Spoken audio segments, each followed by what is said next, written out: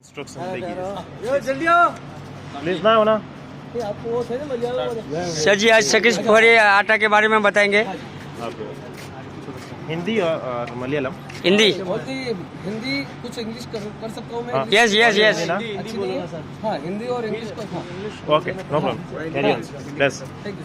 Carry on. आप आटा plant के बाहर खड़े हो और आटा प्लांट में गेहूं से जो आटा बनता है उसकी मैं प्रक्रिया आरसीएम की समझा रहा हूँ।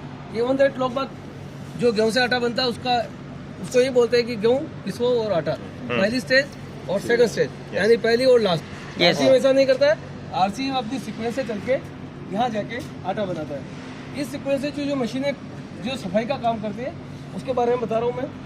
गेहूं से जब ऑर्गेनिक रिजेक्शन निकालने के लिए इमेच्योर्ड गेहूं और गेहूं के साथ में जो आने वाले जो ऑर्गेनिक जो पौधे के साथ में जो डंठल वगैरह आ जाते हैं उसको पहले अलग कर लिया जाता है।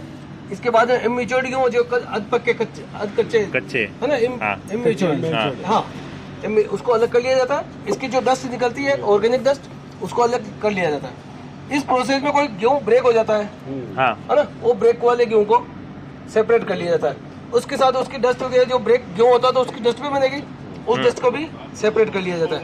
अब आपका आता है अनऑर्गेनिक में स्टोन मिट्टी और ग्लास वगैरह के टुकड़े वगैरह जो भी है ना ग्लास पार्टिकल वगैरह जो भी इसमें अलग से ऐड हो जाते हैं उसको अलग कर लिया जाता है।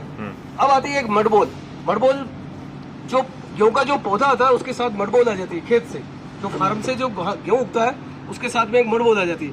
मडबोल इसलिए आती है गेहूं की जो जड़ें होती है जो रूट्स होती है उस रूट्स में लगी रहती है वो गेहूं के साथ में आ जाती है तो इस प्रोसेस से वो अलग नहीं होती है। उसकी जो डेंसिटी होती है गेहूं के बराबर होती है। जब किसी भी सेम डेंसिटी की होगी तो मशीन क्या करेगी उसको एक्सेप्ट करेगी।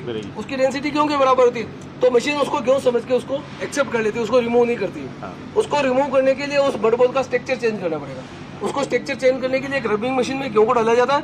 वहां से गेहूं रब होता है तो मडबोल टूट के और ये पाउडर फॉर्म में आ जाती है। मडबोल की डस्ट बन जाती है और मडबोल की डस्ट बनते ही उसको शक मशीन से न्यूमेटिक सिस्टम से उसको उठाया और उसको सेपरेट कर लिया जाता है।